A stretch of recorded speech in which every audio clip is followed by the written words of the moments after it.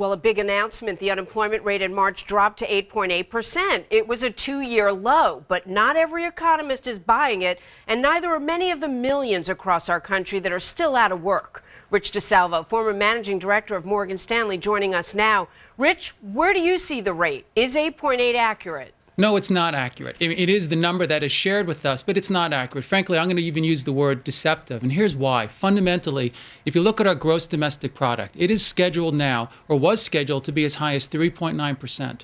Even with all this 8.8%, quote, improved strong recovery, it's going to be adjusted down 30%, down to 2.8. That's not what I call a strong recovery. Here's a headline that I picked up. Solid jobs growth in March show recovery is for real. True or false? False. Maybe our president wrote that article. It's not the case. In fact, I'm going to take it even a step further for you.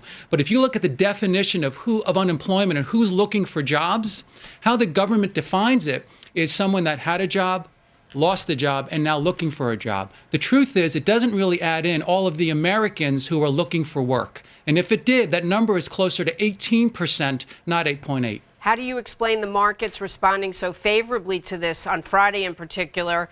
And should we be wary of the allegations or assumptions that it will continue to grow? Yes, you should be concerned. I will tell you, the market, I think, first of all, I'm bullish on the market, just not right now. I think that something's going to happen. It is going to drop, especially if the Middle East happens in oils. What the market's really reacting to here is there is some hiring, but you will hear from CEOs, if you talk with them, they're ready to pull the plugs. Remember, too, they have about $2 billion in cash right now, Jamie, that they do have, they can invest. So they feel good right now. But I am telling you, one little slip, one little month that something goes back, it's going to be a new day, and you're going to see these numbers change very quickly to the negative. A lot of people are paying attention to this where they might not have previously. Should they also look at consumer spending and also wages, whether or not they're increasing or decreasing? Well, you bring up a very interesting point, and that is, although someone has a job, they really could be underemployed. And if you look at consumer spending, it's actually 70% of our GDP. And therefore, which is why you see, although someone may,